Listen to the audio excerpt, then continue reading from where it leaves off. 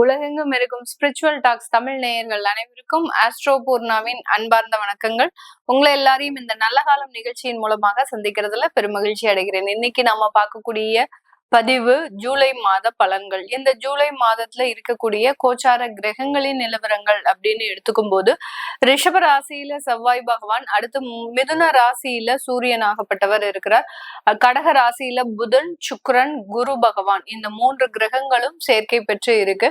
அடுத்து சிம்ம ராசியில அஸ்யூஷுவல் கேது பகவான், கும்ப ராசியில ராகு பகவான், சனி பகவான், மீன ராசியில இயல்பு தன்மையோட இருக்கிறார். இதுதான் இந்த மாதம் ஜூலை மாதம் ஆரம்பிக்கும் போது ஏற்படக்கூடிய கோச்சார கிரகங்களின் நிலவரங்கள். இந்த மாதத்துல இருக்கக்கூடிய கோச்சார கிரகங்களின் பெயர்ச்சிகள் அப்படின்னு எடுக்கும் போது முதல்ல 5ஆம் தேதி ஜூலை மாதம் அந்த சுக்கிரனாகப்பட்டவர் சிம்ம ராசிக்கு பெயர்ச்சி ஆகிறார். கடகராசியிலிருந்து குரு பகவானினுடைய சேர்க்கையிலிருந்து விடுபட்டு கேது பகவானினுடைய சேர்க்கைக்கு சேர போறார். இதனால இந்த சிம்ம ராசியில கேது சுக்கிரன் அப்படின்ற சேர்க்கை இருக்கக்கூடிய ஒரு காலகட்டமாக இருக்கு. அடுத்து 7ஆம் தேதி அப்படின்னு பார்க்கும்போது ஜூலை 7ஆம் தேதி புதனாகப்பட்டவர் அதிசார நிலையிலிருந்து ரிவர்ஸ்ல போறார். அதாவது தன்னுடைய கடக ராசியிலிருந்து தன்னுடைய சொந்த ஆட்சி வீடான அந்த மிதுன ராசிக்கு பெயர்ச்சி ஆகிறார். அதாவது அதிசார நிவர்த்தி அடைகிறார் அப்படின்னு தான் நம்ம சொல்லணும். இந்த காலகட்டம் இந்த புதன் பகவான் ஆகப்பட்டவர் இந்த மாதம் முழுமையாக 7ஆம் தேதியிலிருந்து இந்த மாதம் முழுமையாக அந்த மிதுன ராசியில தான் ஆட்சி பெற்று இருக்க போறார். கடைசியாக 17ஆம் தேதி சூரியனாகப்பட்டவர் 17ஆம் தேதி ஜூலை மாதம் சூரியனாகப்பட்டவர் மிதுன ராசியிலிருந்து கடக ராசிக்கு பயிற்சி ஆகி வருகிறார். இதுதான் இந்த மாதத்துல இருக்கக்கூடிய கோச்சார கிரகங்களின் நிலவரங்கள். இந்த மாதத்துல என்னென்ன ராசிகள் என்னென்ன மாதிரியான ஒரு பலன்களை அடைய போறாங்க அப்படின்றத இந்த பதிவுல தெளிவா பார்க்க போறோம். இந்த சேனல்ல முதன்முறையா பாக்குறீங்க அப்படின்னா சப்ஸ்கிரைப் பண்ணிக்கோங்க, பெல் பட்டன்ல ஆல் ஆப்ஷன் சூஸ் பண்ணிக்கோங்க.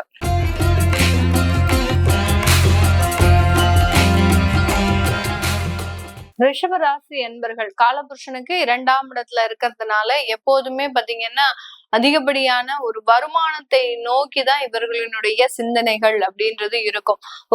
ஒரு மடங்கு வருமானத்தை 2 மடங்காக ஆக்குறது எப்படி, எந்த இடத்துல இன்வெஸ்ட் பண்ணா இவர்களுக்கு அதிகப்படியான எதிர்காலத்துல லாபம் இருக்கும், இப்படி அந்த வருமானங்களை சேமிச்சு வைக்கிறதுல ரொம்ப அதிக அளவு கவனம் செலுத்துபவர்கள் நம்ம ரிஷபராசி என்பர்கள். அதே மாதிரி வாக்குல நேர்மை அப்படின்றது இருக்கும். இவர்களினுடைய பேச்சுல பாத்தீங்கன்னா எப்போதுமே ஒரே பேச்சு ஒரே செயல் அப்படின்ற மாதிரி தான் இருக்கும். பல பேர் இவர்களுக்கு எதிராக சில இடத்துல செயல்பட்டாலும் கூட இவர்களினுடைய தன்மை மாறாமல் தன்னுடைய நேர்மைக்காக பாடுபடுபவர்கள் இந்த ரிஷபராசி என்பர்கள். ஆனா இவர்களினுடைய எதிரியே பாத்தீங்கன்னா இவர்களுக்கு எதிராக செயல்படுபவர்களே இவர்களுடைய குடும்பமாக தான் இருக்கும்.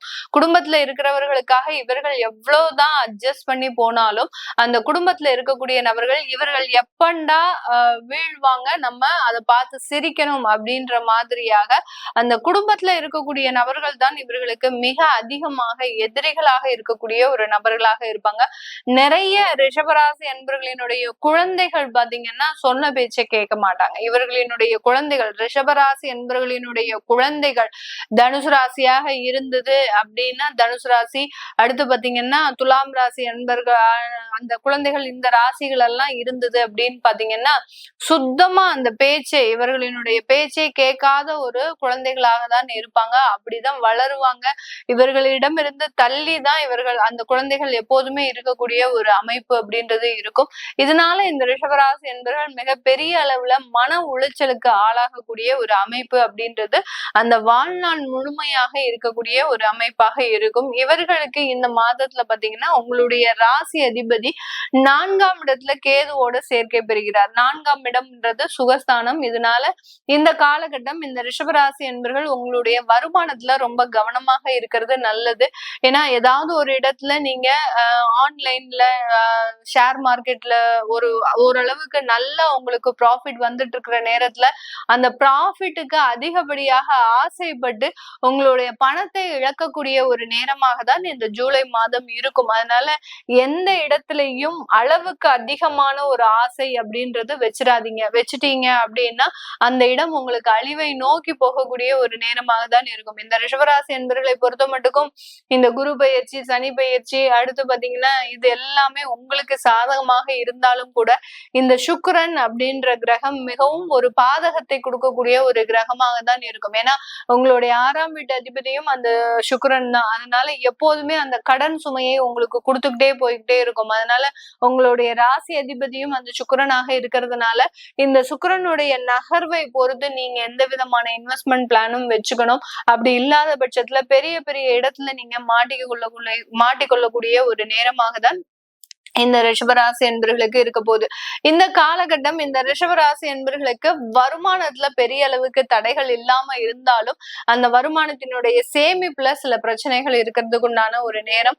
அடுத்து பாத்தீங்கன்னா சொத்துக்களை விற்கிறதுக்கு உண்டான சில முயற்சிகள்ல நீங்க இந்த காலகட்டம் ஈடுபட போறீங்க. ஏன்னா நிறைய சொத்துக்கள் பாத்தீங்கன்னா ரிஷபராசி என்பர்களுக்கு அவர்களினுடைய கடனுக்கான ஒரு சொத்துக்களாக தான் இருக்குமே ஒழிய அந்த பார்க்கும் போதே இதனாலதான் நம்மளுக்கு இவ்வளவு கடன் ஏற்பட்டுச்சு, இதனாலதான் இத்தனை அவமானங்களும் ஏற்பட்டுச்சு அப்படின்ற மாதிரியாக கடந்த 2 வருடங்களாக அந்த சொத்துக்கள் மூலமாக பெரிய அளவுக்கு மன திருப்தி இல்லாத ஒரு சூழ்நிலையில இருக்கிறீங்க.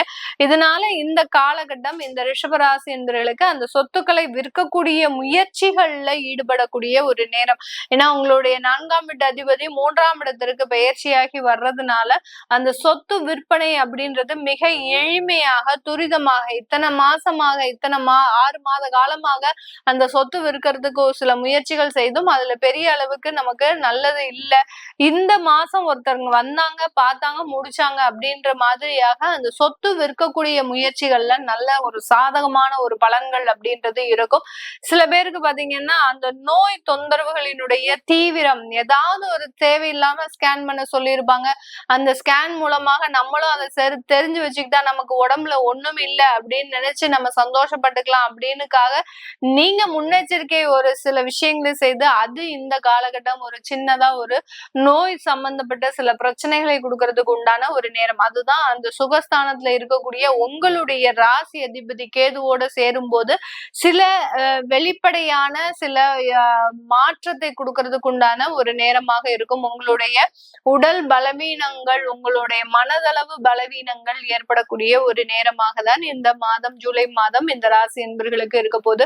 ரிஷபராசி என்பர்கள் எப்போதுமே பாத்தீங்கன்னா வேலையில ரொம்ப கராரா இருப்பாங்க. அதாவது வேலையில தன்னுடைய வேலை எப்போதுமே டிரான்ஸ்பரண்டா இருக்கணும், மற்றவர்கள் செய்யறதுக்கு ரொம்ப எளிமையாக இருக்கணும், தான் இல்லாட்டிலும் அந்த வேலையை யார் வேணாலும் எடுத்து நடத்தணும் அப்படின்ற மாதிரியாக அந்த வேலையில டிரான்ஸ்பரண்டாக இருக்கக்கூடிய ஒரு நபர்கள். அது இவர்களுக்கு இந்த காலத்துல மிகவும் ஒரு அற்புதமான ஒரு வளர்ச்சியை கொடுக்க போது. உங்களுடைய வேலையில பதவி உயர்வு, அடுத்து பாத்தீங்கன்னா நல்ல ஒரு வருமான உயர்வு, இது எல்லாமே கொடுக்கறதுக்கு உண்டான ஒரு நேரமாக இருக்கும். அதுவும் போக டீச்சிங் உத்தியோகத்துல எல்லாம் இருக்கக்கூடியவர்களுக்கு இந்த மாதத்துல உங்களுக்கு நல்ல ஒரு வளர்ச்சி மிகுந்த மாதமாக தான் இந்த ரிஷபராசி என்பர்களுக்கு இருக்க போகுது. இப்ப நம்ம சொன்ன விஷயங்கள் எல்லாமே, பலன்கள் எல்லாமே உங்களுடைய கோச்சார கிரகங்களின் நிலவரங்கள். காலபுருஷனுக்கு ஒவ்வொரு கிரகங்கள் எந்தெந்த ஸ்தானத்துல இருக்கு, அதன் மூலமாக உங்களுக்கு என்ன மாதிரியான பலன்கள் வரும் அப்படின்றதுதான் நம்ம கணிச்சு சொல்லியிருக்கிறோம். இது தவிர உங்களுக்கு சுயமாக தொழில ஏதாவது ஒரு பிரச்சனைகள், வேலை ரீதியான பிரச்சனைகள் இருக்கு அப்படின்னா அது உங்களுடைய சுய ஜாதகத்தை வச்சு நீங்க அதனுடைய தசாபுத்தியினுடைய அமைப்பை வைத்து பார்த்துக்கிறது நல்லது. அதை பார்க்கணும் விருப்பப்படுறவங்க கீழே இருக்கிற நம்பருக்கு வாட்ஸ்அப்ல அப்பாயின்மெண்ட் வாங்கிட்டு நீங்க என்கிட்ட கன்சல்ட் பண்ணிக்கலாம். உங்களிடமிருந்து விடைபெறுவது உங்கள் ஆஸ்ட்ரோ பூர்ணா. நன்றி, வணக்கம்.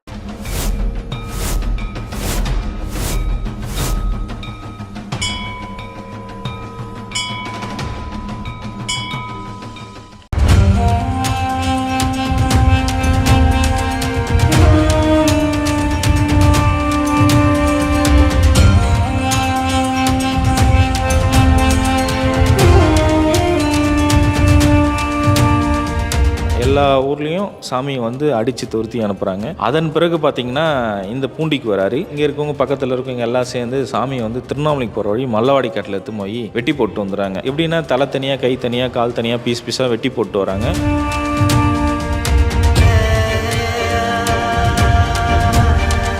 ஆற்றுல இருக்காரையே வெள்ளம் வருது, ஒரு அடிக்கு ஒரு அடி 360 டிகிரி தண்ணி ஃபுல்லாக விலகி போகுது. தவத்திலேருந்து எந்திரிச்சிக்கல, தண்ணிக்கு மேலே ஜடமாக இருக்குது, பிடிச்சிருந்தா வரல. தோண்டி பார்க்குறாங்க சாமியை, சாமி பார்த்தா உயிரோடு இருக்கிறார்.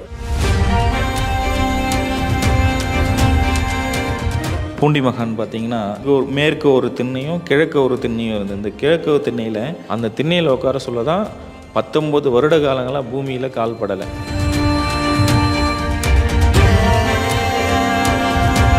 ஜமீன்தாரர் வந்து கேட்குறாரு, சாமி உங்களுக்கு அப்பா அம்மா யார், அண்ணன் தம்பி யார், நீங்கள் எங்கேருந்து வந்தீங்க, உங்களுக்கு பசங்க இல்லையா, குழந்தை இல்லையா, உங்கள் மனைவி இல்லையான்னு கேட்குறாங்க. அப்போ சொல்கிறாரு, அண்ணாமலையாரும் உண்ணாமலை அம்மனும் தான் எனக்கு அப்பா அம்மா, பசங்கன்னு பார்த்தீங்கன்னா நீங்கள் தான் என் பசங்கன்றாங்க. உங்களுக்கு என்ன வயசாகுது சாமி அப்படின்னு சொல்லிட்டு கேட்குறாங்க. நான் அண்ணாமலையார் கோவில் கட்ட சொல்ல எங்கள் அப்பாவுக்கு நான் கல் எடுத்து கொடுத்தேன் குழந்தையிலேருந்து. இன்றைக்கி ப்ரெசன்ட் டேட்டுன்னா அதுதான் என் வயசு, நீ அன்றைக்கி நீங்கள் கூட்டி சொல்லுப்பான்ற.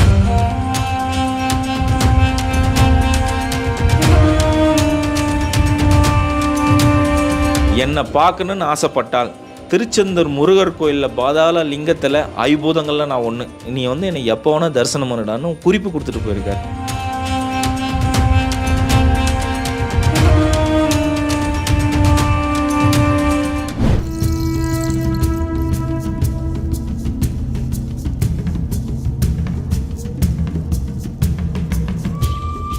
புலிகள் கூட ஒரு மகான் விளையாடி இருக்காரு. இவர் தவம் இருக்கும்போது இந்த வரி புலிகள் இவரை பாதுகாத்திருக்கு. திருவண்ணாமலைக்கு வந்த மகான்கள் வரிசையில இவரு முன்னோடின்னு சொல்றாங்க.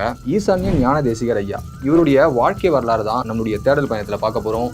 வெல்கம் டு தேடல், நான் உங்கள் வினோ.